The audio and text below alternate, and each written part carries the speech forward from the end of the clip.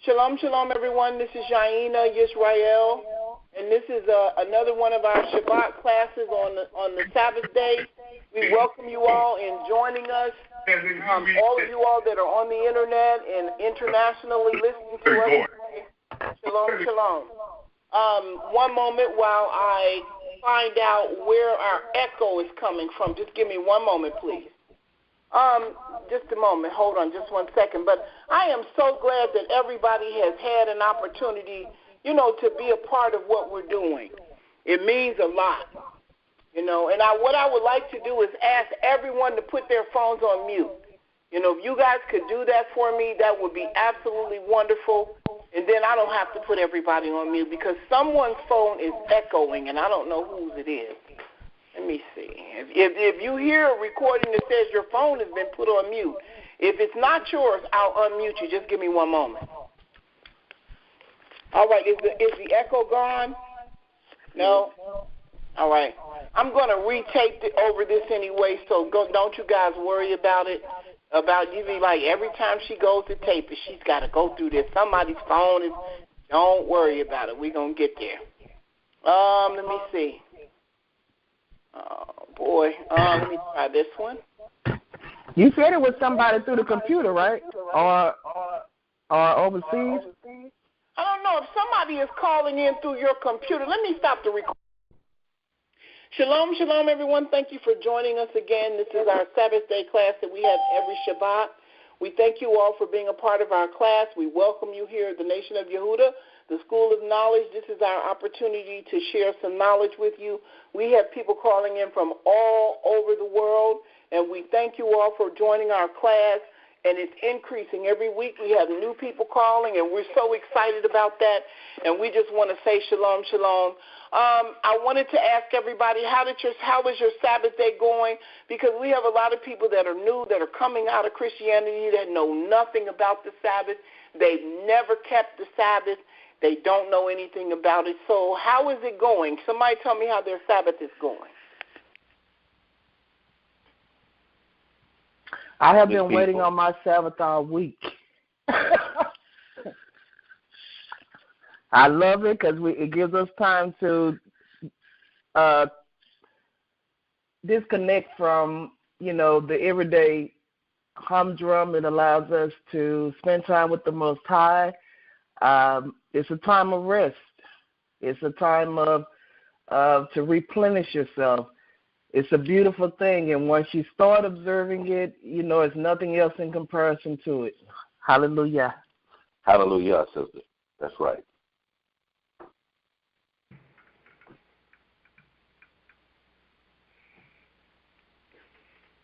Shalom, shalom. This is Adonia. My Sabbath is the same every week.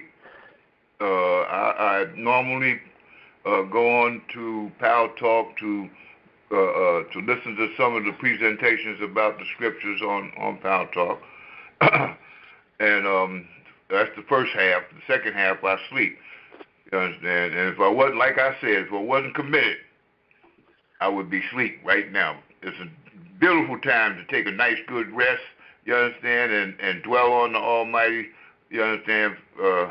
That's what I do. All right. Area code 704, what about you? How was your Sabbath? So that's me, Yakim Yah. It was great. I spent a lot of time listening and learning, the scripture comes from the Church of Christ for a long period of time. And it's just I have friends that are coming into the truth, and I try to keep them encouraged, and it's just a time to pray and to be with your Father. He is really your Father. When you start to understand the Sabbath, that's a chance for you to really know that you have a real Father that's responsive to you, especially when you're looking for things to change and you're trying to do everything that you can to move towards Him. He's definitely going to be there. So it's a beautiful thing. I mean, and I just know I look forward to it. I don't do anything. I leave whatever was going on in my house whatever was going on with that washing clothes, nothing gets done until when it's dark tonight. Everything just kind of stays the way it is. I already got stuff to eat. And I basically just, I stay up super late at night, Friday night, and I wake up super early and I'm studying. I enjoy it. It's a really good time. And, that's just how I do it. Hallelujah. Hallelujah. You know what? Hallelujah. That's so profound. You know why? Because so many people coming out of the church have a hard time not doing church. And we have to understand, and I want to share something with you all, and I've said it before, but I overheard somebody in my life, and I don't know whether they were making fun and she was of the other nation, and she said, captivity, how could they be in captivity? And when I really looked at the whole picture, I said, easy. I said, because when you understand who we are as a people, whose we are as a people, excuse me, what kind of government we are supposed to be under as a people, how we conduct ourselves as a people, we are nowhere near the way we are supposed to conduct ourselves. Why? Because we are scattered all over the world in different countries, living a totally different life. Case in point, excuse me, we are not supposed to live in a democracy. We are supposed to be under a monarchy. He's always placed us like that. And we never had what we consider today church buildings. There was never church buildings in our nation. We never had that. Okay. We had a system by which the men, Brother Donnie, help me out here, would go up to Jerusalem how many times a year? 3 times a year. 3 times a year. And they did what was necessary for them to go, but the Sabbath day was the most important day among us as a nation because we did this individually in our homes among our family members.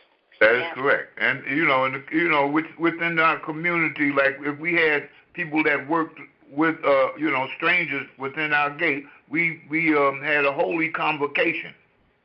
Absolutely. We came together and ate together, and that's what holy convocation means. We came together and ate together and observed Yah together. It was never a system set up for a church, so that's why I think it's kind of difficult for a lot of people who are coming out of the church to even be able to deal with this because it's a culture shock. It's like, whoa, wait a minute, ain't no more singing, ain't no more preaching, ain't no more shouting. There's no more of that. And it's like that's not how we conduct ourselves. And that's not how Yah expected us to conduct ourselves because our righteousness is in the obedience to his laws, statutes, and commandments. Hallelujah. Hallelujah. Sister, if I may add one thing.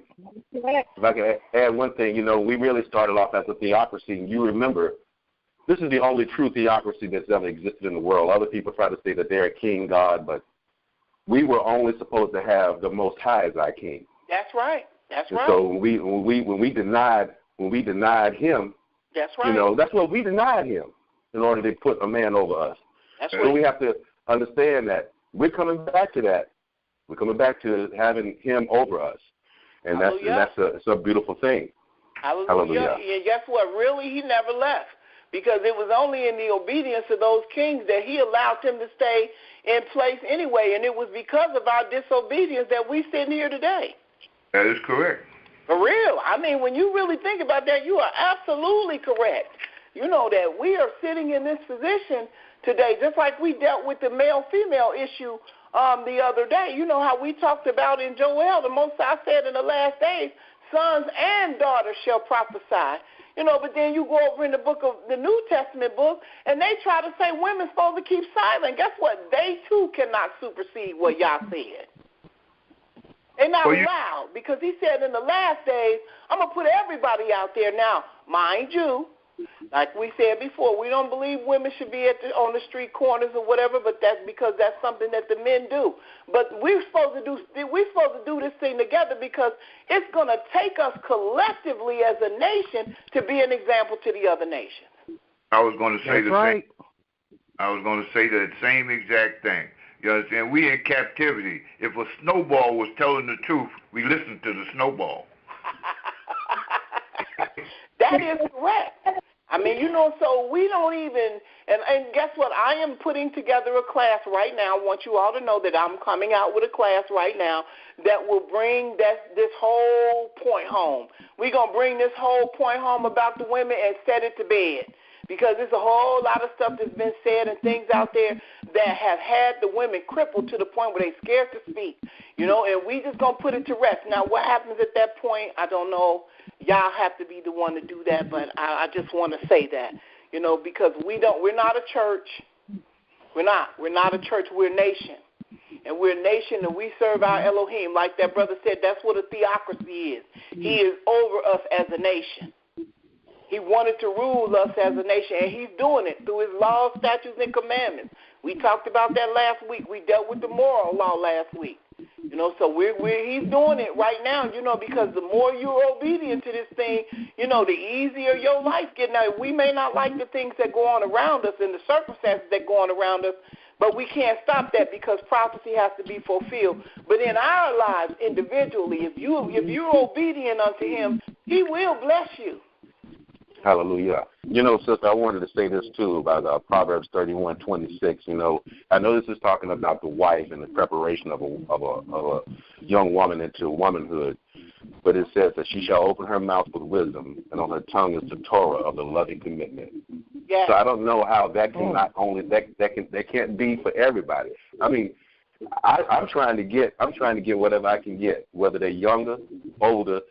I have to discern the fruits, and if the fruit is good, I'm trying to get that knowledge. I'm trying to get that understanding of how I can defeat Satan in every step of my life. Because I'm telling you, we have a small business here, and there's always something going on. There's always something happening. You expect that. You just have to put on the armor every day and roll out there and meet it and be expecting it and know that you're going to be victorious. But you need anybody and everybody that has that loving commitment towards Yah to help you. You got to have them, and you got to reach out to get your resource. That's your fuel. Hallelujah. Praise the mighty Yah.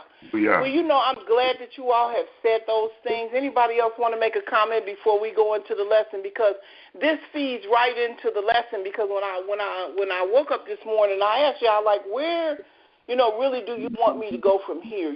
Because we need to really, we're putting this stuff on YouTube, and I ask everybody to please be active in the conversations, because, the difference between us and everybody else is they hear both male and female voices, and they don't necessarily have to see a face. They don't have to see anybody, but the conversations that we have are so rich and full of content that people that are waking up are saying, well, wait a minute, I want to know more about what's going on, and wait a minute, what are these people talking about? So please, this is an interactive class. We want you to engage, make a comment, make a thought, make a point, anything, because this is important that they hear that you're there, both male and female. Anybody else have a comment they want to make before we get started? All right, well, since nobody's speaking up, we're going to go straight into the lesson. Like I said this morning, I asked the Most High, where we were going from here. I'm going to open up the board. For you all who cannot see the board, the online meeting ID is Newcomers Class, and Newcomers has an S on the end of it, and then it's one word, Newcomers Class. And that'll give you the opportunity to see the board and open up the PowerPoint presentation so you'll be able to see it. I'm in the process of doing that right now, and so you'll be able to see the board. We thank the Most High for these programs, and we're here. As long as they allow us to do it, we're doing it. And hide it in your heart. Like I said, this is the time to get paper and pencil, because we're going to go into some studies today that you need to know.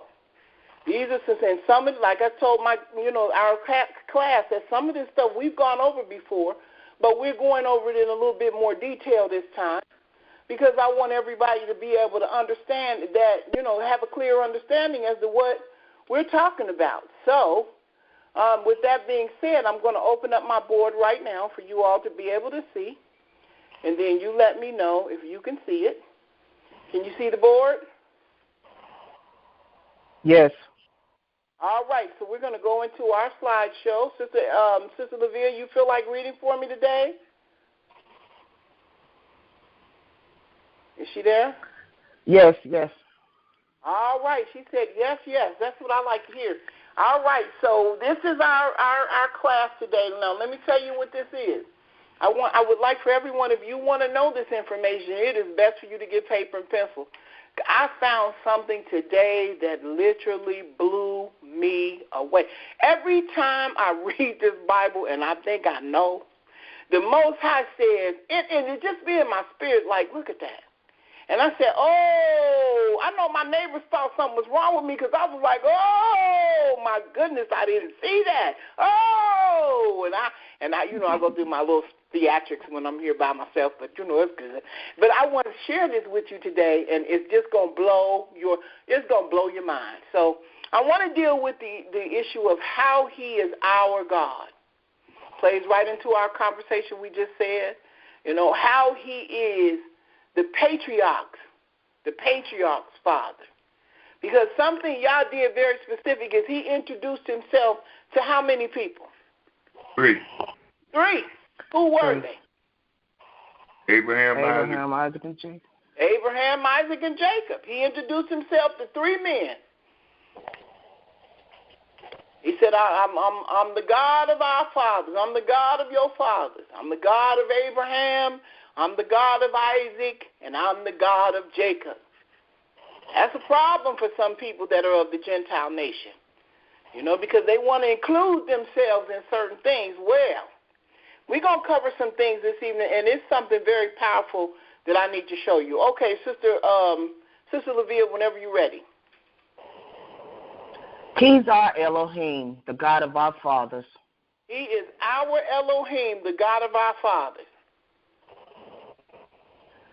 The 3 patriarchs, Abraham, Isaac, and Jacob, and their God. Yaakov. We took the J off of it. And some people say Jacob, we say Yaakov. And then some people say Yitzhak instead of Isaac. They put the Y on Isaac's name too, and it's Yitzhak. But it's the God of Abraham, Isaac, and Yaakov, and their God. All right, here we go. Abram, from Abram to Abraham. Yah introduces Himself to Abram. Yah introduces Himself to Abram. All right, here we go. Abram, from the land of Ur of the Chaldees in Mesopotamia. Now, how many know, is Mesopotamia anywhere near America? No. Middle East, so-called Middle East. It's the so-called Middle East, right? So, Abraham was originally from the Middle East, Mesopotamia. That is correct. It's not anywhere near America. So we're going to deal with exactly what happened, who he was, and where they came from. All right, go for it, Sister Lavia. Genesis chapter 11, verse 31 and 32. This chapter deals with the Tower of Babel and the scattering of the nations, and Terah, Abram's father, taking his family and moving them to Haran.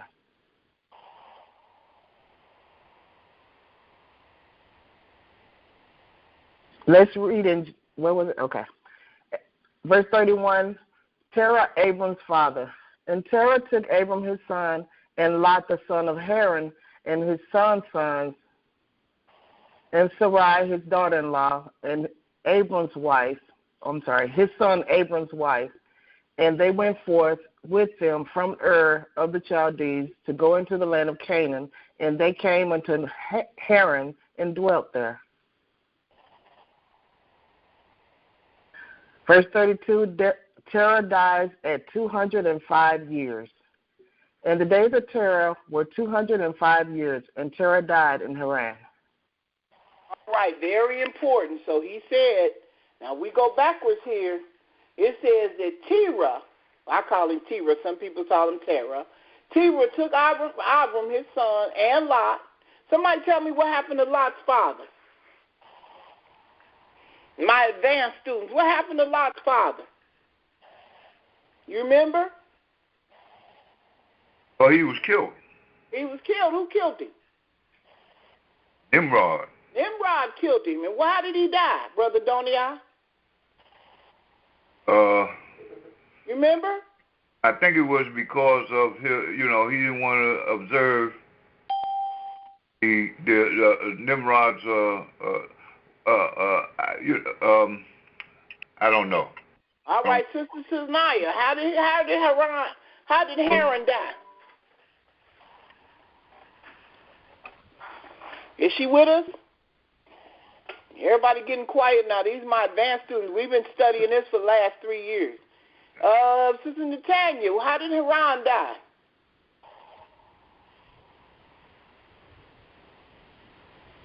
Anybody know? I'm quiet. Say that again. I'm sorry. No, I said I'm quiet. I'm not sure. I'm calling names today. Yes. Oh, my goodness. Well, you know what? I'm not going to tell you. I'm going to give you a homework assignment. I want you guys to find out when we come back. I want somebody to tell me, how did Haran die? I want you to find out. That's a homework assignment. Don't do it now. Doing it right now. Let me tell you. I'm going to tell you right now. All right, so remember, Terah took his family from from the Chaldeans to go into Canaan. And they came into Haran, and that's where they lived. This is the land of of the Chaldeans today. This is what it looks like right now. Something very interesting happened with the military. Do you all remember what the military went over there and did? This was in Iran, wasn't it, where they found a giant? No. Remember, this is Iraq now. This is in Babylon. This is near Babylon. Oh, okay. And the military went in to get something. What did they go get, Brother Donnie? It has to do with Nimrod. Well, it had to be the bones of Nimrod. They went to get his DNA, didn't they? Yeah. They got it. But this is what it looks like right now, today. And this ziggurat is so old. It's been up for so long. It's amazing how long this ziggurat has been here. That is a what? It's called a ziggurat. It's one of their religious temples. That's Iraq's one of Iraq's temples. Yes, sir. That's in This is actually supposed to be the land of of the Chaldeans in Mesopotamia, which we know as Iraq. I'm going to show you this. Here we go. This is This is Babylon. This is in the Babylonian. This is Elam, which is Susa.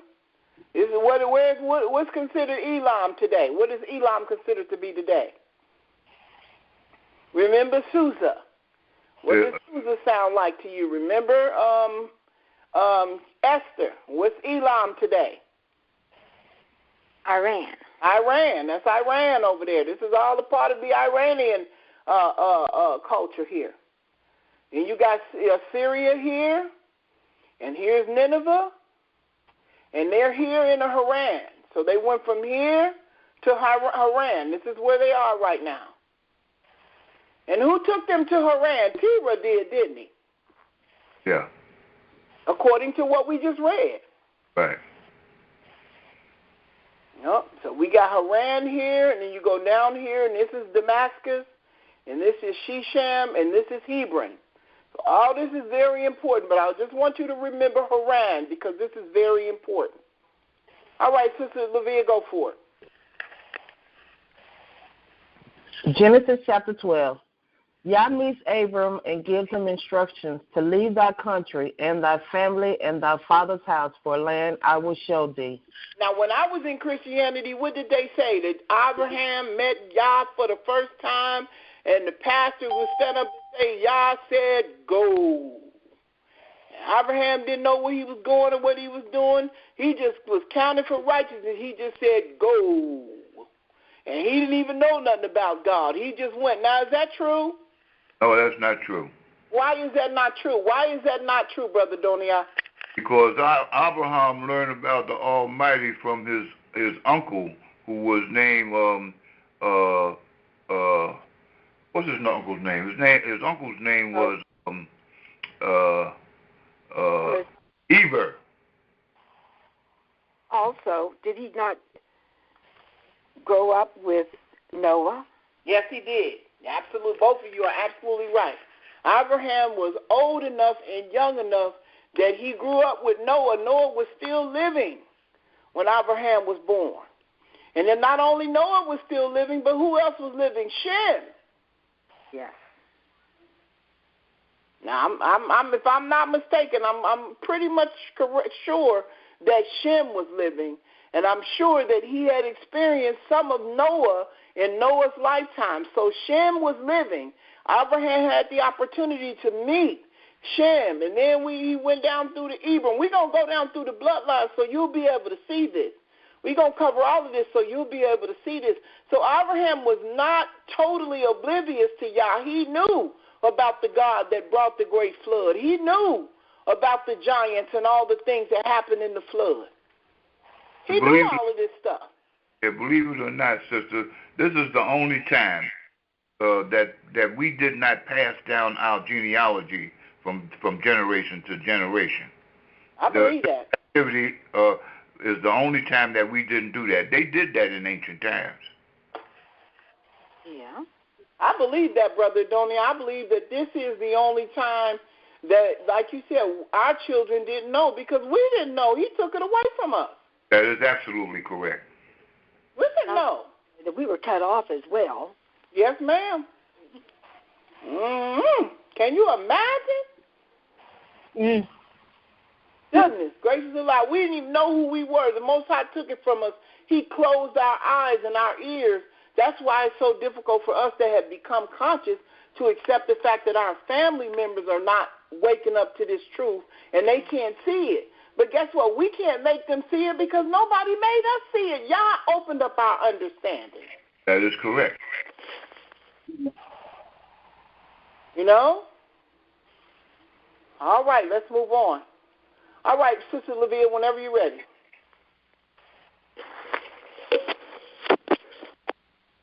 Genesis chapter 12, verse 1 through 7. Abraham.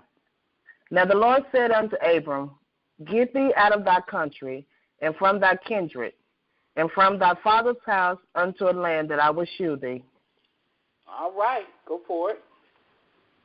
Verse 2, a great nation. And I will make of thee a great nation, and I will bless thee, and make thy name great, and thou shalt be a blessing. I shall be a blessing. Go for it. Verse 3, a blessing or a curse. And I will bless them that bless thee, and I will curse him that curseth thee. And in thee all families of the earth shall be blessed. He said, and in thee shall all families of the earth be blessed. That's powerful. Yes, it is. Verse 4, he departed from Haran. So Abram departed, as the Lord had spoken unto him, and Lot went with him. And Abram was 75 years old when he departed out of Haran. Okay, now check this out. And I've heard some of the brothers on this show say, Sarah had to be fine at 99 years old. That's not our 99 years old. Mm-hmm. Those people lived to be hundreds of years old. So that when she was 99, she was old, but that's not our old. Right. It was old, but it wasn't our old. Right. Because when we hit 99, we on our way out the door. That is correct. If you make it to 99. Mm-hmm. Well, the Almighty promised us 120 years old, but that's because we eating properly, we exercising, and doing what we do. If we live to be 89, we'd be doing well over. We'd be doing pretty good. Yeah, 99? That's not our 99. Trust me, I just want to make that point, because sometimes we don't understand the time span of what we were dealing with. Now, she was older. She was on her way.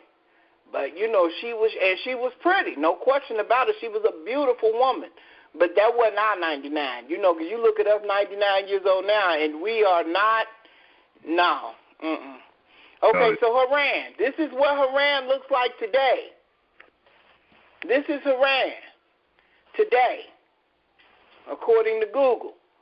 I can just only go by Google. I just want to show you all of the land, you know, where what it looks like now and how it's still agricultural. They still growing animals. They still doing the same thing that we read about in the scriptures. Even though we're doing it too over here, it's a totally different lifestyle there. I see a red heifer. Oh, Lord, here we go. Let me move on. So, again, here we are. This is Haran. This is where he leaves from. Now, let's see what happens. This is the land between the two rivers. This is ancient Mesopotamia. So we got Elam down here, which is Iran, and Susa, and all of the things that are going on up in here, Nineveh, Ashur, Akkad. We got Babylonia. We got Iraq. We got Lachish, all this is a part of ancient Mesopotamia. Okay, let's see what else we got. Okay, here's another one. Here's another map. Haran is here. They say it's in Syria. Haran is actually in Syria. Hard to believe. We are so far. How far are we away from our homeland? Worlds apart. Worlds apart. We can only watch it on the news. Ain't that sad? Yeah, ain't get there yet. Oh, my goodness. We are so far away from our homeland that we watch scenarios and things that go on in the news, and they talk about Syria and Iraq and Mesopotamia and the Persian Gulf and the Mediterranean Sea and the Caspian Sea, and we see all of these things, and it is so foreign to us. That is true. Heartbreaking. It is. We have been so far removed, but the Most High told us that if we didn't obey, we would look at it from afar. We would be so far removed. Wow. Light bulb come on over my head today when it talks about, you understand, that when we, these things that we are involved in right now is no comparison to our living in our, see, where we are now, you understand, we in the cities. And and we go. Our jobs is affiliated with the governments, you understand, and maybe we work for industries and stuff like that. But in our ancient lands, we work for ourselves, man. We produced our own groceries, you understand, etc. That's at that particular time. Now, like I said, I had mentioned to Sister Yaina, is that because we know of this captivity, and it had things in it, when we go back home, are we still going to be affiliated with those things? Well, I'll say this, Brother Donier. When you really start to study ancient times, you will realize that this technology is not new. We are actually going backwards to reach the technology that already existed way before it was introduced to us. And we'll talk about that in another session, because they had flying vehicles back then. Solomon and them had boats back then. You know what I'm saying? And the different things. When you study the Egyptian culture, they was doing all kind of stuff. They had light bulbs back then. I mean, it was a lot of different things that they were experiencing then that we just came up to now because it was introduced to us. But we will definitely cover that in another session, but I agree with you 100%. Now watch. Here we go. Sister Levia. Abram and Lot, verse 5. And Abram took Sarai, his wife, and Lot, his brother's son, and all their substance that they had gathered, and the souls that they had gotten in Haran, and they went forth to go into the land of Canaan. And into the land of Canaan they came. So when it says the souls that they had gotten, what does that mean? Those are the servants. Those are the servants.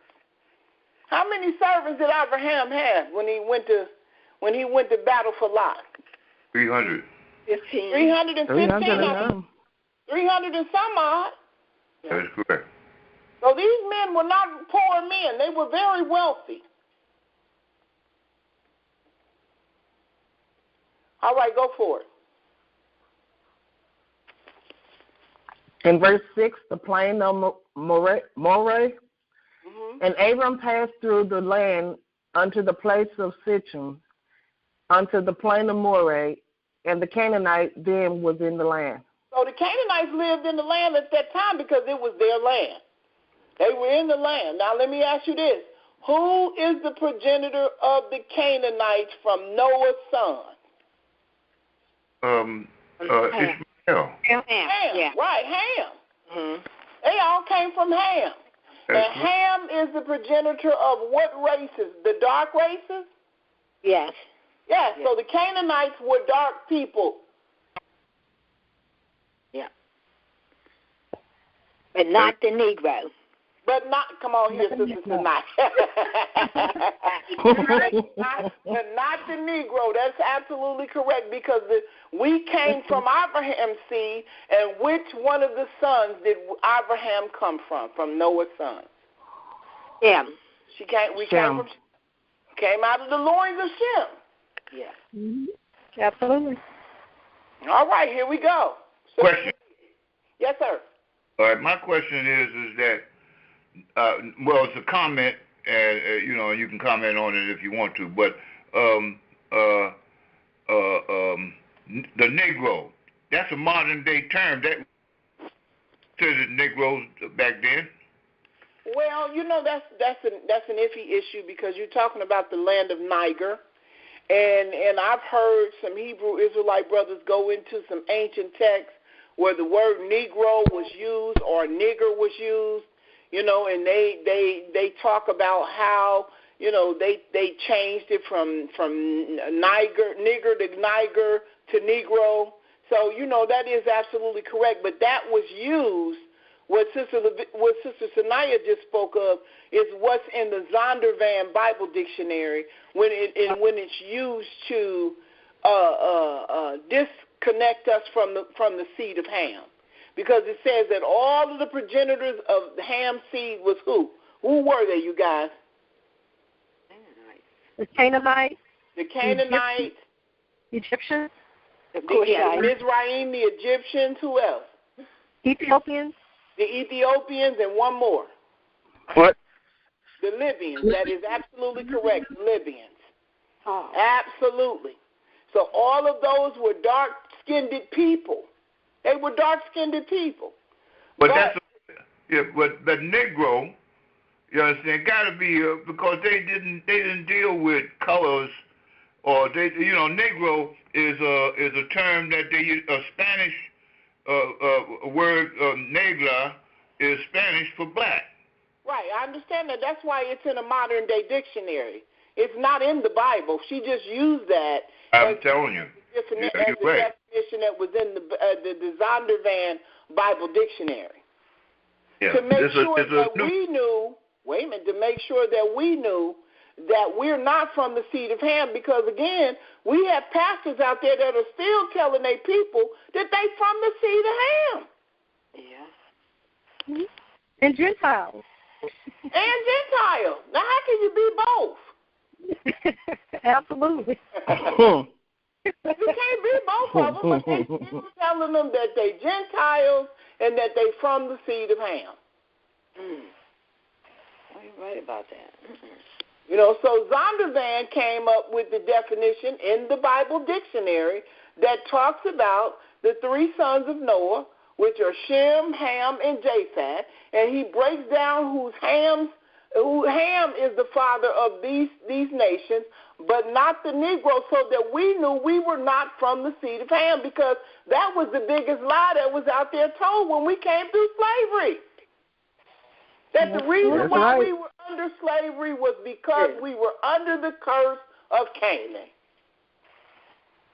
Right. And that's a lie. And that's a lie. I heard that Ham was turned black, and we were under as a curse, and that as his descendants we were cursed because we were Hamites. Now, who told you that? Who don't that sound like that's something coming from the European people? Someone way back in my life was saying that, but that's where they probably got it from. Of course. Nobody white ever told me that. They never discussed that with me. Of course they got it from them.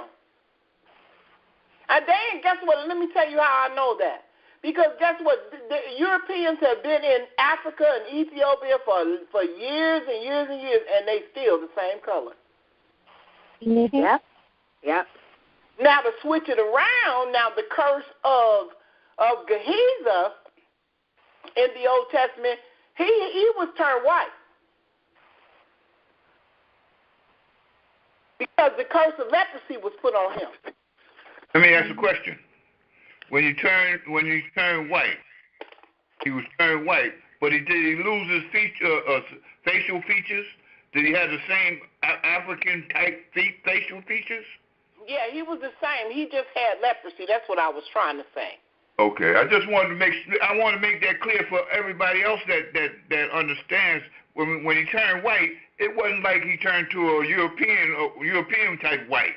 You understand? He was white, but he had stained features, those African features. If he married, you understand, his babies would come out black. Exactly. All right, Sister Levia, go for it. Verse 7, unto thy seed. And the Lord appeared unto Abram and said, unto thy seed I will give this land. And there builded he an altar unto the Lord, who appeared unto him. So the Most High told him, unto thy seed I'm going to give all this land. Watch what he said. Go for it. In verse 10, into Egypt to avoid famine. And there was a famine in the land, and Abram went down into Egypt to sojourn there, for the famine was grievous in the land. Ooh, and when you look at the pattern of what was going on, Abraham went into Egypt because of the famine. Guess what? Jacob went into Egypt because of the famine that was going on. All of this stuff, and when you start looking at the patterns, we ain't going to go there today, but I just want to share that with you. All right, go for it, Sister Levia. Verse 13, after Egypt back to Canaan. And Abram went up out of Egypt, he and his wife and all that he had, and Lot with him, into the south. They went into the south. All right? Hold on just a minute. We getting there. Just a second, you guys. I'm on my way there. I got to figure out where I was. I lost my place here. Oh, okay. Just a second. All right. All right. So let's go into the next one. All right. Here we go. What did he say? Rich in cattle, silver and gold. And Abram was very rich in cattle, in silver, and in gold.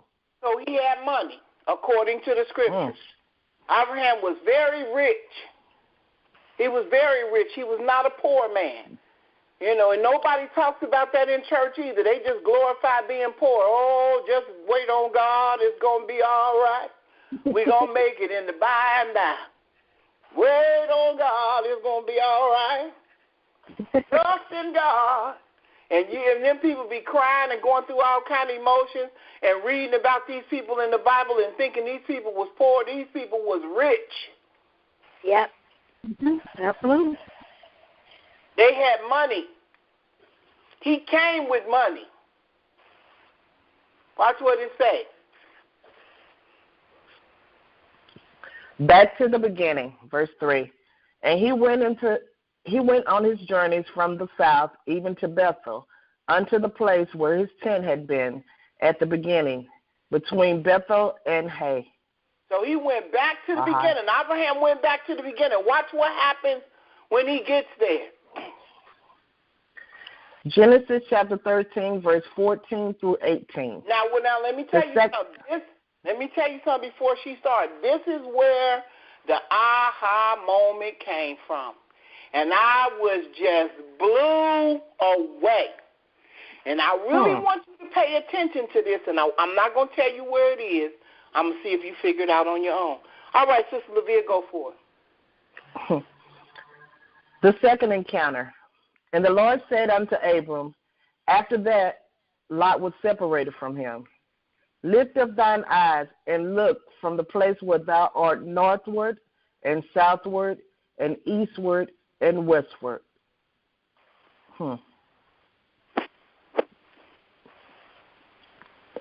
Verse 15, all the land. For all the land which thou seest, to thee I will give it, and to thy seed forever. Verse 16, as the dust of the earth. And I will make thy seed as the dust of the earth, so that if a man can number the dust of the earth, then shall thy seed also be numbered. I will make thy seed of the dust of the earth. It's going to be so many of us that it's going to be outrageous. It's going to be so many Negroes. Everywhere you look, it's going to be Negroes everywhere. Black folks everywhere. Everywhere you turn, it's going to be black folks. It's going to be so many of us. Watch what it say. Here you go. Watch. Verse 17, walk the land. Arise, walk through the land in the length of it and in the breadth of it, for I will give it unto thee. For I will give it unto thee. Go for it. Verse 18, dwelt in Hebron. And Abram removed his tent and came and dwelt in the plain of Mamre, which is in Hebron, and built there an altar unto the Lord. Okay, now let me make it. I have to redo something, but I want to make an apology because this is not all of it, but this is the majority of it. I want you to remember. He told him, he said, walk the land. He said, look at all the land from the south to the east to the north to the west. Look at all of it, but the Most High waited until Lot was already gone before he talked to him. Once Lot was gone, the Most High came in and said, I want to introduce myself. So watch what he says. This is Hebron. This is a picture of Hebron. Look at how beautiful it is. Let me move to another picture. I had to get another one. This is Hebron.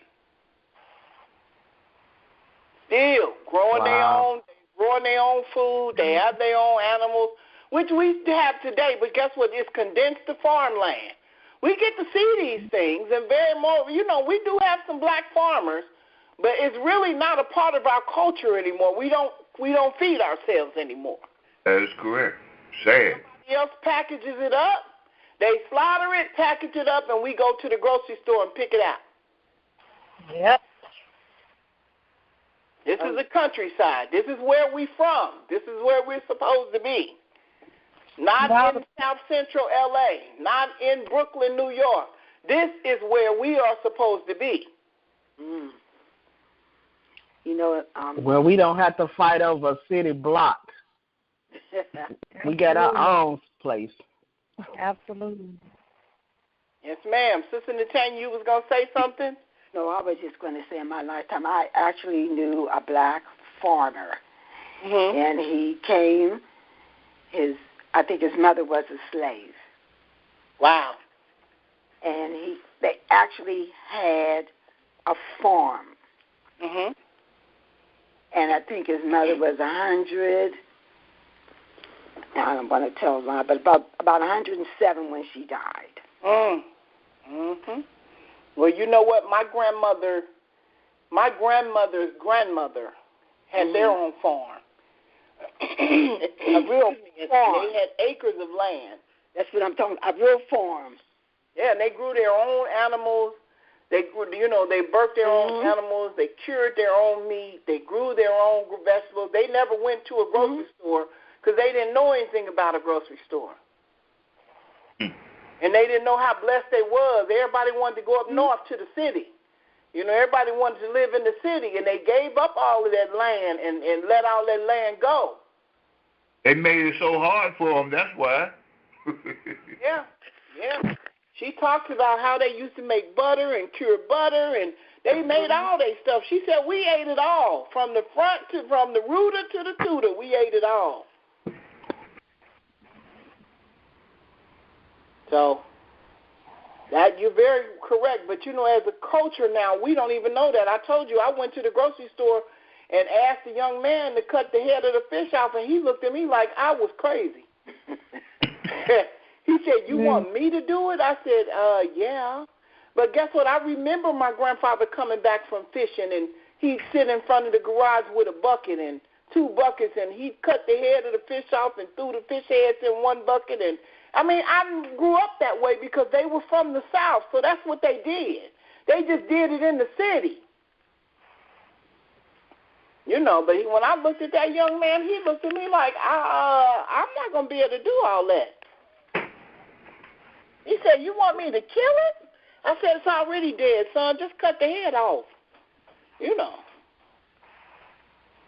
Okay, so remember what she said. Now, this is Genesis chapter 14. Let me go back and show you the thing here. Here's another one. This is Haran now. This is where that's where they left from. This is another part of the Mesopotamia area. All right, now watch what happens here. Genesis chapter 14. Now, let me set the stage because there's not a lot of this I want to go into. I'm going through each chapter of Genesis because I'm leading up to something and I want to show you. Remember, Genesis was the battle of the 9 kings. Sister Levia, go for it. Genesis chapter 14, battle of the 9 kings.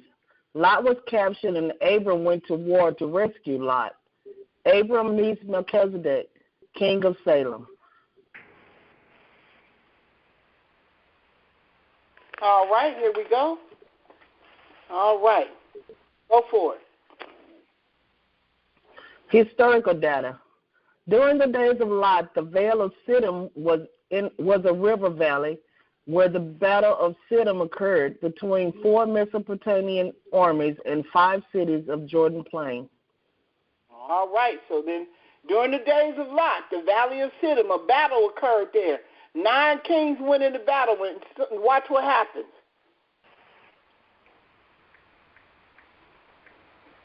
These are the 9 kings and the commanders that went into battle, and what was going on was that these kings were tired of paying tribute to these kings. So what they did was they went into the battle and went to war, and during that they captured Sodom and Gomorrah. And guess who they captured along with the king of Sodom and Gomorrah? All of his people. Well, who was in that crowd? Lot was in that crowd. And somebody went back and told Abraham, they got your nephew, and they took him into captivity. Well, Abraham went to get Lot out of captivity, correct? That is correct. Correct. Now, this... Okay. Go ahead, I'm sorry. This brings us to our 3rd meeting of Abraham, and this is where it is. I want you to pay attention. I wanted you to see it up there, but this is where it is, and I want somebody to tell me what it is. Go for it, Sister Levia. Verse 15, Yah meets Abram a 3rd time. This is in Genesis chapter 15. After these things, the word of the Lord came unto Abram in a vision, saying, Fear not, Abram, I am thy shield and thy exceeding great reward. Verse 2, I have no children. And Abram said, Lord God, what wilt thou give me, seeing I go childless? And the steward of my house is this Eliezer of Damascus. Eliezer of Damascus. He was like, I don't have no kids. Watch what he said. Eliezer. No children of Israel yet. And Abram said, Behold, to me thou hast given no seed, and lo, one born in my house is mine heir.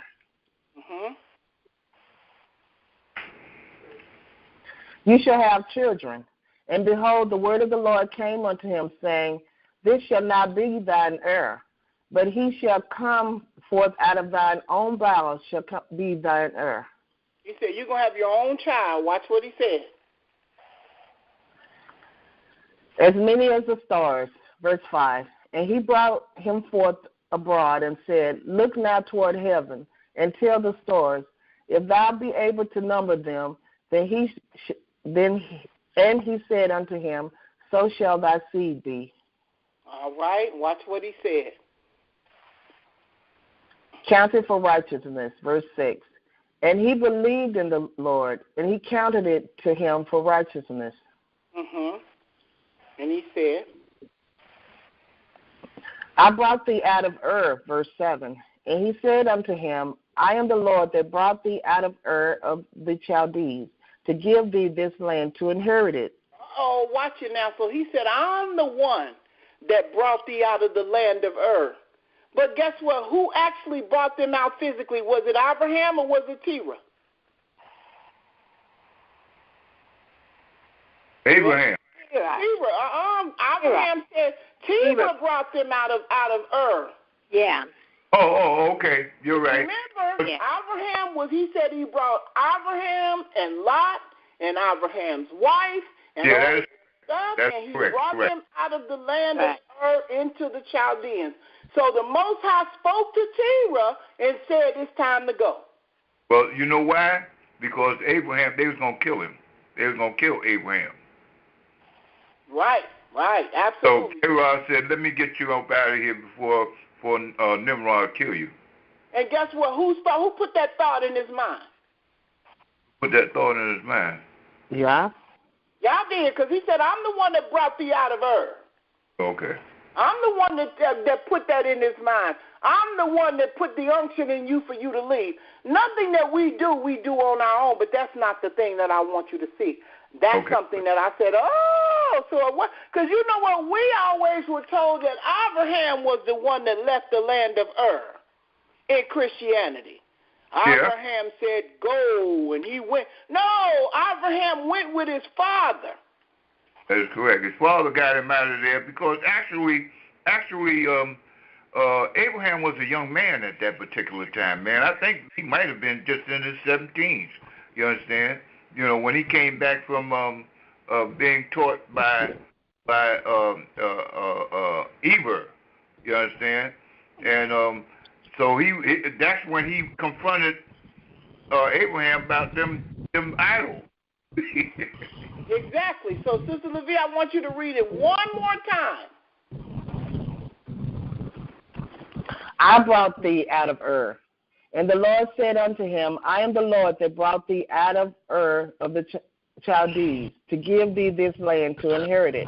Watch what Abraham said. How shall I know? Verse 8.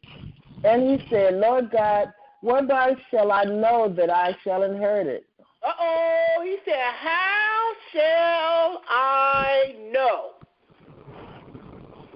that I'm going to, and don't we do that to the Most High? If the Most High say, bless me, and we hear, we be like, well, how am I know? Well, what's going to be the sign? Well, what's going to be, how will I know confirmation? Give me some sort of confirmation. Right? Right. Watch what he say. The confirmation, verse 9. And he said unto him, take me a heifer of 3 years old, and a she-goat of 3 years old, and a ram of 3 years old, and a turtle dove, and a young pigeon. Verse 10, he cut them in half. And he took unto him all these, and divided them in the midst, and laid each piece one against another. But the birds divided he not. He didn't cut the birds in half, but all the other animals, he cut them in half. And he laid them head to head, and he made a pathway.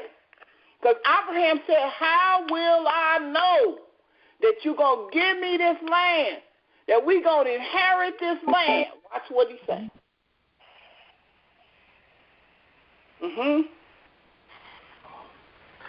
And the blood drew the vultures. Verse 11. And when the fowls came down upon the carcasses, Abraham drove them away. Shoot, he said, shoot. Get away from here. Get away. Shoot. Because they smelled the blood. They said, oh, dead animals. You know, because anytime you see dead animals, vultures is somewhere around. Watch what he said. Verse 12, a deep sleep. And when the sun was going down, a deep sleep fell upon Abram, and lo, and the horror of great darkness fell upon him. Now, remember what Abraham said? He said, how will I know? Do we know yet?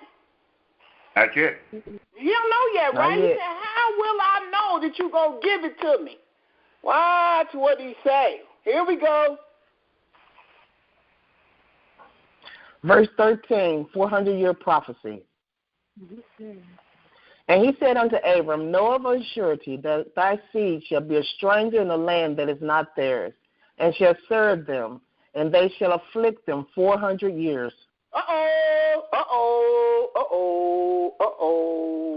With a surety. With a surety. Woo! Do you get it yet? Absolutely. You don't get it yet, do you? You don't see it yet, do you? Abraham asked the most. Let me go back. I'm going to have to go back. I'm going back. He said, wait a minute, hold on. He said, you're going to have your own seed out of your own bowels. You're going to be as many as the stars that number thy seed. Was counted for him righteousness. He said, what? Read it again, Sister LaVille. I brought thee out of Ur. Verse 7, and he said unto him, I am the Lord that brought thee out of Ur of the Chaldees, to give thee this land to inherit it. To do what now? Inherit it. To give thee this land to inherit it, right? Watch what Abraham said. He said what? How shall I know? And he said, Lord God, whereby shall I know that I shall inherit it? He said, whereby shall I know that I shall inherit it? What did the Most High tell him to do? He gave him a confirmation in verse 9. And he said unto him, take me a heifer of 3 years old, and a she-goat of 3 years old, and a ram of 3 years old, and a turtle dove, and a young pigeon. Young pigeon. And? He cut them in half, verse 10. And he took unto him all these, and divided them in the midst, and laid each piece one against another. But the birds divided he not. Do we know now? Do we have this confirmation yet? Do we know? He said, how shall I know? Did the Most High clear it up for him yet? No. Not yet, right? Watch. Read, Sister LaVille. The blood drew the vultures, verse 11. And when the fowls came down upon the carcasses, Abram drove them away. Watch. Verse 12, a deep sleep. And when the sun was going down, a deep sleep fell upon Abram, and lo, and horror of great darkness fell upon him. Verse 13, 400-year prophecy. And he said unto Abram, know of no surety that thy seed shall be a stranger in a land that is not theirs, and shall serve them, and they shall afflict them 400 years. Great substance, verse 14. And also that nation whom they shall serve I will judge, and afterward they shall come out with great substance. So he said, how will I know that you're going to give me this land? What's going to be the sign that I know that you're going to give me this land? What's the sign, LaVille? Hold on a minute. Read it again. What's the sign? 400 years. Come on, brother. Don't I say it again? 400-year prophecy. Before we getting ready to confirm the prophecy that the Most High gave to Abraham, he said, how will I know? What's the sign? LaVille, read it one more time, 13. And he said unto Abram. And he said unto Abram, know of a surety that thy seed shall be a stranger in a land that is not theirs, and shall serve them, and they shall afflict them 400 years. And watch, and what did he say? And also that nation whom they shall serve I will judge, and afterward they shall come out with great substance. That's the key. And that is the miracle. You better wait. Hold on. You know what, Sister Selah? When I seen that, I fell out my chair. I said, "Oh my God!" Absolutely. This is bigger than we think it is. And that will also be the 1619 transatlantic slave trade. Come on here. I said, Abraham said, how will I know that you're going to give me this land? And I said, well, wait a minute. David then was in the land. And Solomon then was in the land. But he said forever. He said, how will I know that you're going to do this for my seed? He said, because guess what? The 400-year prophecy. He said, know of an assurity that thy seed shall be a servant in a land that's not theirs. He's speaking about us. That is correct. Yeah. When right we there. fulfill this will fulfill Yah's word given unto Abraham. Hallelujah. Hallelujah. I said, oh, my goodness gracious of mercy. But I said, but King David then went in the land. And King David then possessed the land. They had the land. But guess what? King David then didn't go into the land after a captivity. That's right. And we've already proved that Egypt wasn't a captivity.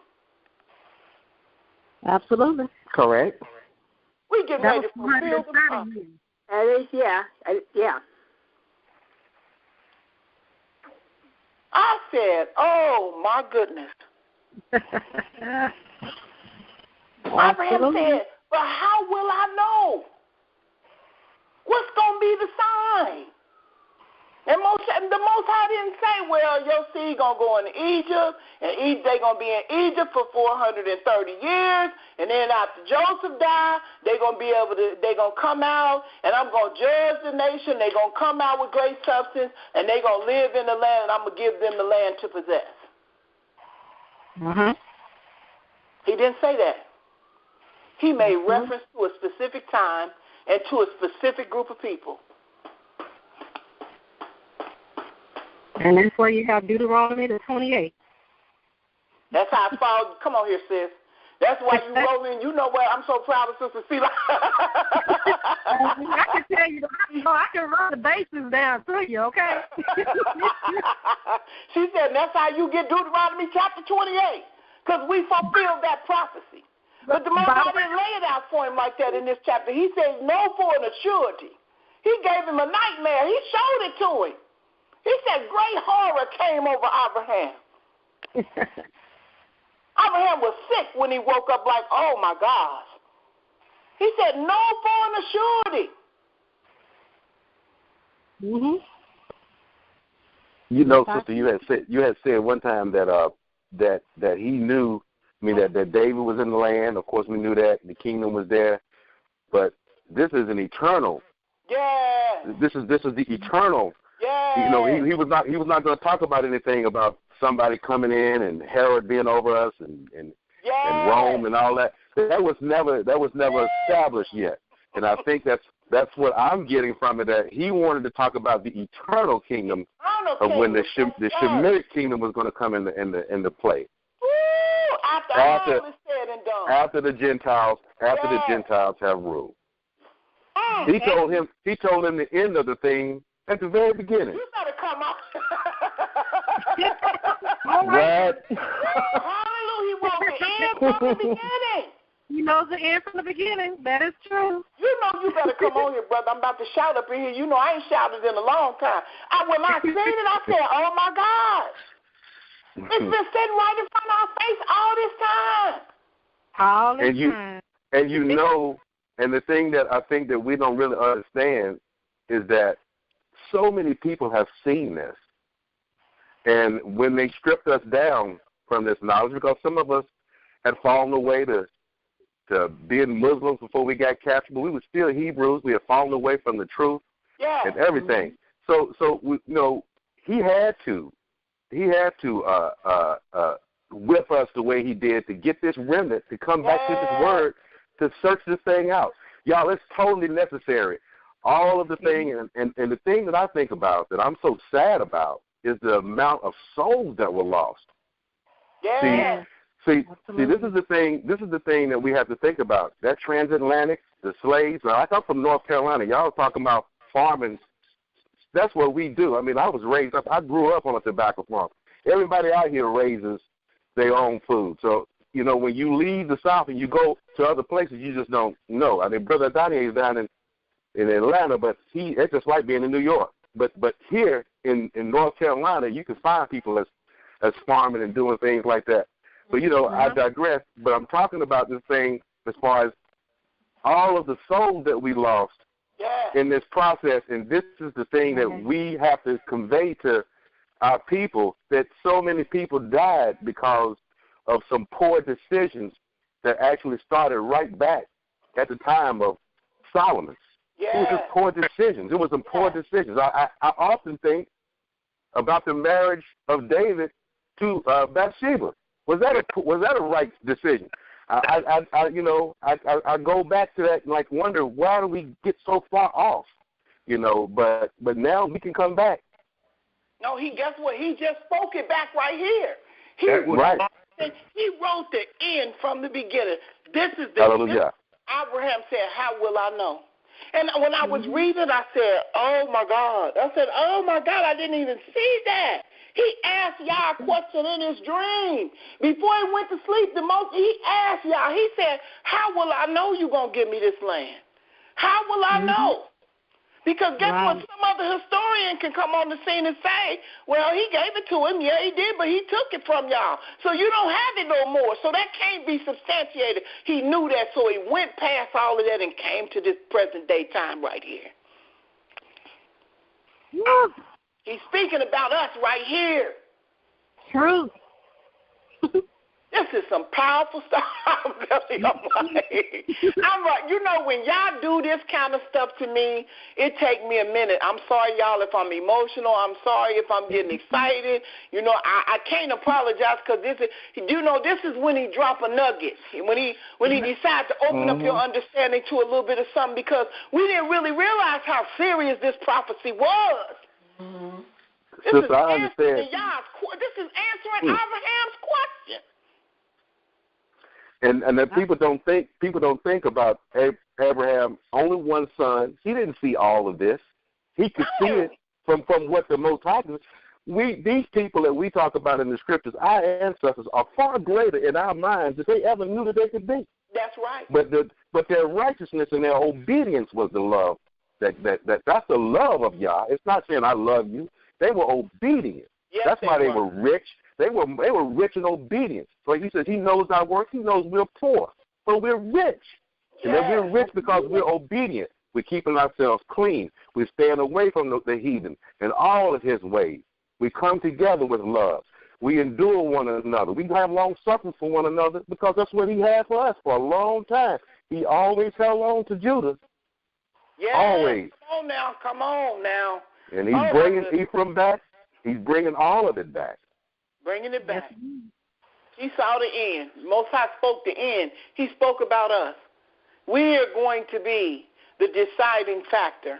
We're going to be the ones that settle this thing for Abraham. When he see after the 400 years is up, after the 400 years is over, and he said they're coming out with great substance, and then we're going to be the ones to fulfill this promise. Yeah. Because when the Most High give you something, he don't give it to you and take it back. That's true. He don't give it to you and then let somebody else live on it. No. But I tell you, the Most High will hear our cry. We need to be crying to him. Even though we know the prophecy, we still need to be crying out to him. Abba, Father, see our people, redeem us, forgive us of our sins, of our father's sins. We still need to do our part. Yes, sir. Brother Donia, when is the time that we cry out, Brother Donia? Say that again? I said, when is the time that we can cry out?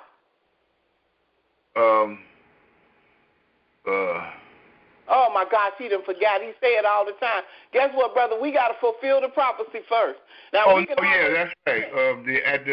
Well, see, here's the thing. You understand? Remember now, we say that the history repeats itself. Now, on the way out of our captivity in Egypt, we left there in haste. But before that, he said that he heard our cry, and he sent Moshe to get us out that captivity. That's right. So what I'm saying that history repeats itself. We need to be crying now so he can hear our cry and bring us out this captivity. Hallelujah. Woo! Hallelujah, Brother Dante. Hallelujah. Start now. Because he said that I'm going to judge these people, and after then, I'm bringing you home. Do you all see what's going on? I mean, do you see what he's done? All we need to do is be righteous. We got to be righteous for that to happen for us. For us to be a part of that. We have an awesome God. This is what they don't understand. They don't understand our Elohim. They come up with all kinds of stories to try to counteract what the Almighty had already put in place. These things are already put in place, and there's nothing in this world that can stop what he got going. What's going to happen? Nothing. You understand? I don't care what they call it and how they make you think that they got all of this power. They don't have no power at all. Period. I'm sitting over here shouting. I'm trying to be good. You know, when I seen it, I literally almost fell out the chair. I was like, oh, my God. You know how many times I have read over this thing? Do you know how many times I have read this stuff to you online, to you over the radio show? Yeah. Myself? I was going to say, you understand? You say that a lot. You understand? You say the same thing that he read. He read the ending at from the beginning. You understand? You say that all the time. You just getting it. I understand. Oh, that comes from reading the scriptures year after year after year after year. Because sometimes you'll read over something that's pertinent, but you won't recognize it until it's presented to you again. Yes, right. Like the brother said, when Abraham asked the question, he said, "How will I know that you're gonna give it to me? How will I know that you're going to give it to me?" The Most High skipped past all them other generations and came up to this one right here, because this is going to be the finishing of it all. We have an awesome God. We have an awesome power, Elohim. He's our power. There's nothing in this world that supersedes him. He allowed these things to happen. So now we got to understand who we're dealing with. The Almighty said that we were created for His glory. You understand? Now that means that to me, and as I read the story, to me it means that we were.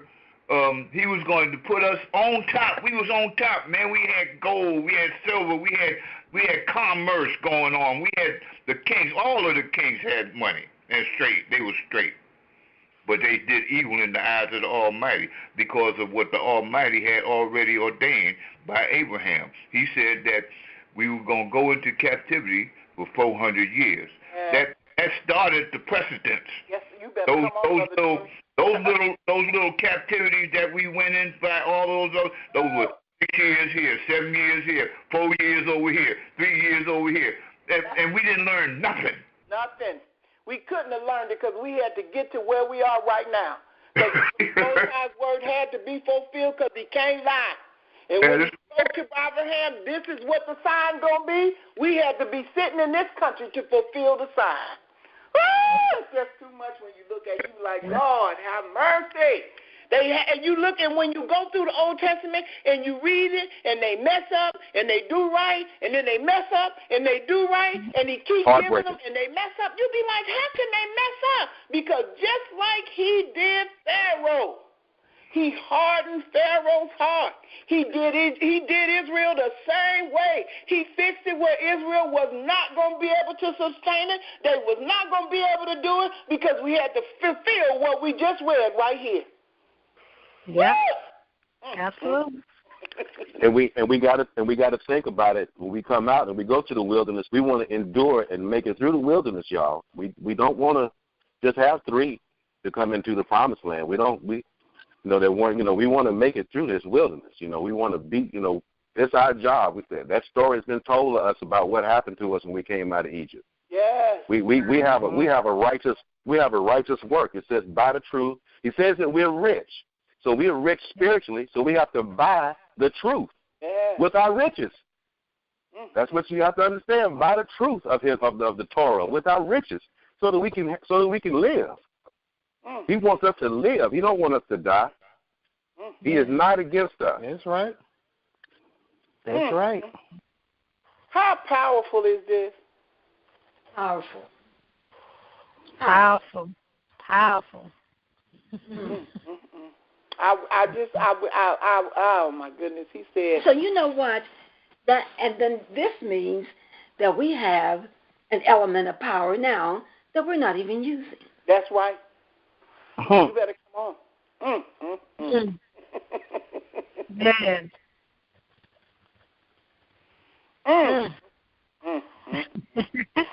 It's powerful. Woo! I just read it and I said, he said, well, what will be the sign? Yes. How will I know? And I was reading through it looking for the sign. I read through the chapter looking for the sign, and I had to go back over it again. And he said, how will I know that I shall inherit the land? And it said, thy seed shall be afflicted for 400 years. And I said, oh, my God, they are talking about us. Yes, the children. Oh, my goodness. You got to be thankful to the Almighty that he opened your eyes then. He could have waited till next year. Oh, oh, my goodness. I said, oh, my goodness, he is talking about us. He is. Right here, right now. Oh, my goodness. You know what? I'm so glad to be an Israelite today. I'm so glad to be afflicted today. I'm so glad to be where I am right now because we have such a rich history that's in front of us and a prophecy that we have to fulfill. Oh, my goodness. What a God. What an Elohim. Yeah. And Satan wants to take it. He wants to disguise it like it ain't us. He wants us to believe that they crazy. There's nothing crazy about us coming back to our to our Father. Nothing crazy about that at all. Nothing crazy about being righteous. Nothing. That's something to look for. And then you know what? To take it another step further, Judah was the last one on the land, and we're gonna be the first one going into it. Yeah. Right. Woo,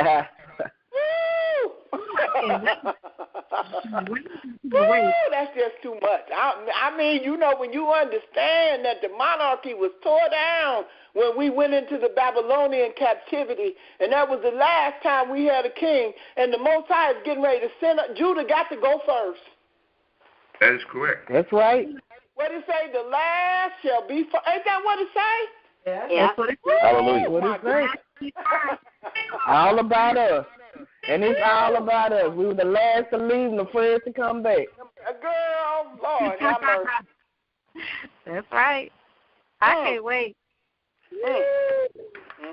Hebrews better claim it. Okay, I'm claiming it. Yeah. Unbelievable. Unbelievable. That's when he drop a little nugget at you, and you be looking at it all that whole time, and you just your jaw just hit the floor like, oh my gosh.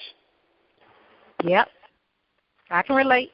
And like you said, Sister Selah, the first shall be last, and the last shall be first. Hallelujah. That means. Amazing. And that's the beautiful part about it because he kept his eye on us the whole time. The whole time. That's right, sister. Amazing. Because we were way off. We were way off from him in these churches. We were way off from him. Way off. Way off. I mean, just we were reading it, and we were Gentiles, and we were ham and everything. Okay. We were ham and eating a ham sandwich and doing everything. But we don't brought us back. Brought us back right from that ham sandwich and that ham. Yes, sir. You do a pork and pig. Oh, have mercy. Oh, what a great nation we are. Oh, what a great people we are that has the Elohim that is so nigh unto us. Hallelujah. Oh, my goodness gracious and mercy. That he hears us when we call him. Yes, he does. You know, we got 30-some-odd months, 29 months now, I guess, 30 months. We need to start calling on him and pre-calling on him to get ready for that great day. Oh, what a nation, how great of a nation we are. And like Hitler said, like Hitler told him, he said America has stolen one of Yah's jewels. He got one of the jewels of the Most High in America. That's right. He got Yehudah. They know they got Yehudah up in there. They knew who to go get. They tried to tell us we're delusional about this. Yeah, they're delusional. You're taking a twist in the scriptures. You know, they don't even want you to really know what the scriptures are saying. Oh, my goodness gracious and mercy. They knew what they was doing. They knew what they was doing. Guess what? And then they say that the West Indies and all of them is Levi, and you know what I'm saying? And they got Levi. Girl, they getting ready to cut. Most High getting ready to cut up. Yes, he is. Yes, he is. Oh, my goodness gracious. Oh, my goodness gracious. I wanted to share that with you. We are nowhere near finished with this lesson, but I wanted to share that moment with you so that it would increase your faith, so you knew that Yah is dealing with, he knows what he's doing. He knew what he was doing when they kept on messing up. They had to do the things that they was doing. They didn't have a choice in it one way or the other. It was in them to do it. They was messing up from the wilderness when they went to the wilderness. And then when they went in there, they was messing up. But the Most High, like the brother said, he spoke of a time when it won't be no more mess-ups. That is correct. They that go will stay. They will stay. And so we know what we have to do on our daily walk. We know that this is that we are in the land of the heathen. We have none of their ways. None of their ways. This Shabbat is important. And shut it all down and get close to him. It's a feast day. We can't have none of their ways. Because they don't want us. They want to be in opposition. You can see that they are in the land. Yes. They are going to build a temple. They want to be there. They want to be that people, but they can't be what they're not. They can't be what they're not. That's right. Because their ancestors didn't lay out the sacrifices like Abraham laid out the sacrifices and went through the dream and saw his seed. He had no connection with them. None. You know, that's so profound what you just said here, is that they want to be us. There's no way possible that they can. That the Almighty, he chose a peoples. He chose a nation, a nation of peoples. He brought them up from the womb. Hallelujah.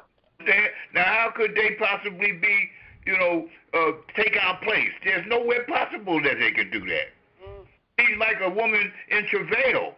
You understand? They don't forget their children. Oh. You understand? Hallelujah. No children, no child. Nobody could take their child's place. Oh, and they know their that's child. right. A woman knows her child. That is correct. Knows her child. We know our children. We know their voice. We know what they look like. We know what they smell like. We know everything about our children. That is correct. He said he's like a woman with in travail. He knows his children. There's no nation, nobody can come and take our place. Not at all. Imposters. They're not even imposters.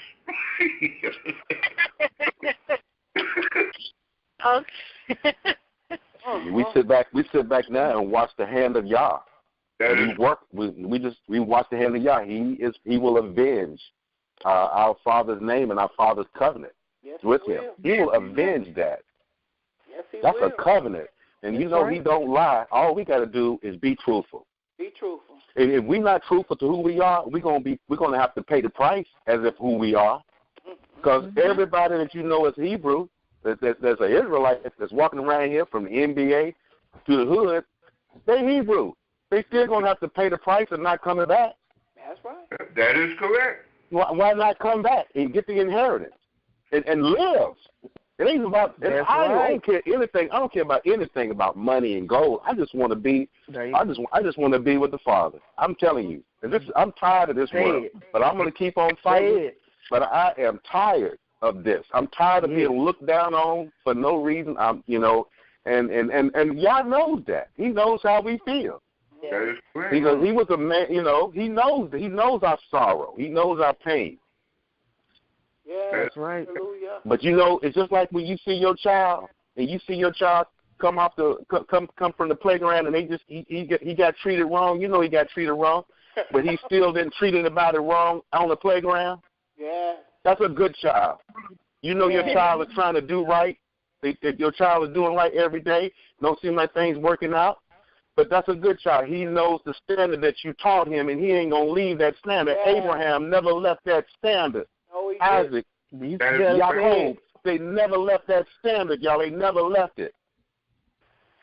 And you get down to, it's a beautiful story. It is us. You see all of these characters in your people that live right next to you. You see it all. Hallelujah. Hallelujah. Praise the mighty Yah. What a story. Great understanding that came out of that just asking a question to the Most High. How will I know? And he answered the question several thousand years in front of him. 5,000 years in front of him. And I have to think that Abraham, since he was so faithful, he said, I know y'all don't lie. I feel it. I know it, so it's done. He already knew it was done. He didn't ask no more questions. No more questions. Hallelujah. He didn't ask no more questions. He was done. He said, I know it's done. You're going to take care of my children? Father, I'm with you. I'm coming on with you. Yeah. They're going to be in my bosom. Hallelujah. Hallelujah. Hallelujah. He said no more questions needed to be asked. Y'all said, I'm going to bring him out, and he believed him, and he counted it for righteousness. That's right. That make you want to shout and cry at the same time. Oh, what a great day it's going to be when we all gather together to lead. Hallelujah. It's going to be tears wailing down the old and the young. Woo! That's right. To fulfill this prophecy. Fulfilling this prophecy. Coming together. Just like you said from a question, he said, how will I know? He didn't even live to see it, but he still is happening, right? Hallelujah. Yeah, it's happening. It's happening. And to think about it too, y'all, that made Abraham endure for the rest of his life in righteousness. He had to, because his life was, our lives and souls depended on him being righteous. Ain't that something? Hallelujah. Hallelujah. Because we don't know who's coming from us. We don't know what's going on, but the future of any Israelite is dependent upon us right now. It's dependent upon us living righteous, the way our forefathers did. That's correct. Yeah, he said, I got a remnant. Hallelujah, the remnant. You know what? And even though they don't believe us, and even though they won't accept it, and even though their eyes ain't open right now, we got to still walk upright so we can get them from point A to point B. Hallelujah. And we moving a whole nation to a certain place, and Yah's depending on us to make this thing happen. And Yah is going to make it happen without us or with us on the phone line right now. That's right. We got an alternative. We can choose righteousness and live, or go the other way and die. Point blank. Praise the mighty Yah. I don't even know. I am so elated. I just wanted to share. Oh my goodness, gracious and mercy. Hallelujah. Glad you, Sister Bill. Shabbat shalom, y'all. Shabbat shalom. Yes. Hallelujah. Hallelujah. Yeah. Praise his name. He's worthy of all praises. And on that note, Hallelujah, worthy. Comments or whatever, please say it, because there's no need to teach anything else, because we have arrived at the point we needed to be at right now. Yeah. Yes. Yeah. We serve a mighty, mighty Elohim. Mighty. Awesome, Elohim. Awesome. You understand? There's nothing that nobody could stand in this place. Nothing. That's right. No one. Creator of all things and all times. Brings up kings and brings down kings. Hallelujah. That is correct. Raise them up, you understand? Tell them. You know, Go this to message end from the is beginning. such a blessing. People have died never knowing this truth. Yeah. And we are part of the elect Yeah. Yes. that know this truth, and that is such a Hallelujah. blessing. That is You know, and I cherish this the dream that Abraham had, because that was one of the scriptures that I read when, you know, that contributed to my awakening. okay. And along with the Hallelujah. Deuteronomy 28, you know, that was another one. And the Most High just built upon that, you know, as far as my awakening is concerned. So I really cherish, you know, this moment, because I feel like this is a celebration, the remnant, the elect, you know, and I feel like the Most High is amongst us. He's doing some mighty things, and he's graduating us from level to level. You know, we go from, you know, different levels in the spirit of our awakening and our learning and the truth and everything. So I just feel like this is just another graduation ceremony for the Israelites. And Hallelujah. I just continue to rejoice and celebrate, because he is definitely worthy. He's worthy. He's worthy of the praise. Worthy to be praised. Worthy to be praised. And he knows when you're crying, Israel. He knows when you're trying and you're working it out. He's there. He's there for us. In the wee hours of the morning, he's there. He's a father for real. Yes, he is. Yes, he is. Yes. That America will He make you kept think his eye on about us the whole time. the whole time. That's right, sister. Yeah, the whole time. Hallelujah.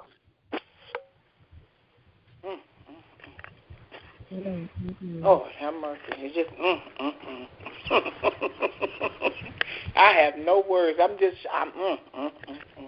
It's just a beautiful time to be a Hebrew Israelite. That's it. It's a beautiful time. Yes, it is. And we have so many people that are envious of us. I really be paying attention to a lot of things going on in the world and in the media, and I'm like, it just seems like it's an all-out attack on Judah every day, all day. Because people covet us as Judah. Mm-hmm. They covet us as the chosen tribe. Even though it's other, you know, you have the other 11 tribes besides Judah, you know, and they are a part of Israel, Judah is still, you know, the most envied tribe. Because we are the tribe that the Messiah descended from, the one that was chosen out of all the 12 tribes. And then you got to understand that Israel is hated upon because we are a chosen nation.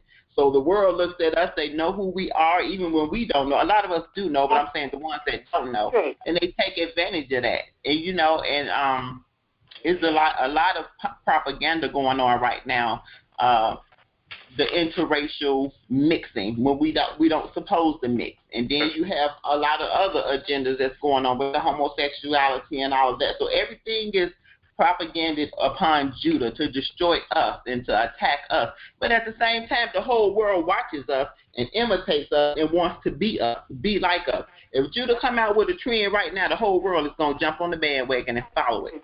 If Judah come out with a slang today, it's going to be a popular term because it's coming from Judah. It's coming from the so-called Negroes of the earth that everybody hate and love at the same time and worship, you know, because they covet our tradition. They covet our nationality, our tribe, our identity, our gifts and talents. Judah is filled with gifts and talents and creativity. They covet it.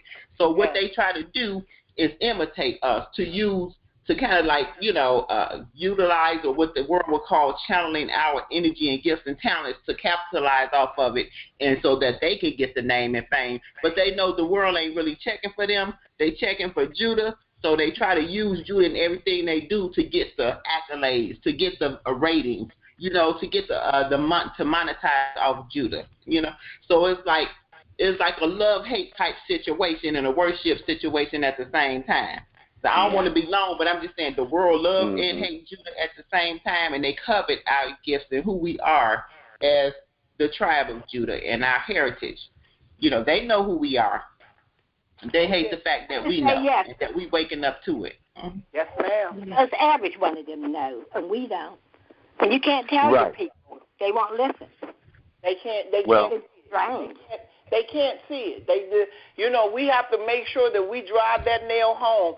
They can't see it, and the Most High don't want them to see it right now, because we have to be the one to set the precedence and the stage to be able to get them through what we're getting ready to get them through. And we're very important, because we're moving a whole nation of people, because Yehudah got to go first. Yehudah got to go first. We got to go first. And that means that we get the information, we get the knowledge, we get the worship, we get the language, we get the nuggets, so we understand which way everybody moves, because, they waiting on Yehudah to stand up. That's right. That's right. Yes. We can't be absolutely we can't be ashamed. We can't be ashamed of it. It's our lifestyle that's going to be the light. Our lifestyle of us that know that we're part of this covenant. Our lifestyle is the light. He knows who the fullness of the elect is. We don't. So we have to keep working in the vineyard. We got to keep going. Yes. Hallelujah. It's our life. What a great day it's going to be. What a great day it's going to be. I'm just full right now. I'm excited. I'm full. I'm spiritually full. The energy that's coming is positive. It's just great. I mean, this is, like I said, this is one of them times that the Most High shares a little nugget with his children and let them know it's been here all the time. It just wasn't time for you to see it. But it's time for you to see it now, so you understand where you need to be and how to continue to position yourself to be doing the things that you are doing, because, like I said, we move in a nation toward one destination, from one to the other. And when I say we, I plan on being in that number with everything I can possibly do, because I want to see y'all. Hallelujah. That's right. Hallelujah. That's right. Yeah. Dwell with him. So, I know we have gone over the time, but I just wanted to thank everybody for your class participation. And I know this was encouraging, because I'm encouraged and you guys is encouraged, and it gives us enough energy to fight another day, to stand another day, to proclaim another day, and to be proud to be who we are in the earth, even though we're going through captivity, even though the affliction is great, even though you feel like you're nothing and nobody, you are the apple of his eye. We just got to get there. And on that note, I want to say shalom, shalom to everybody, and thank you all for joining us this evening. Shalom, shalom. Shabbat shalom. Shalom, shalom. Shabbat shalom.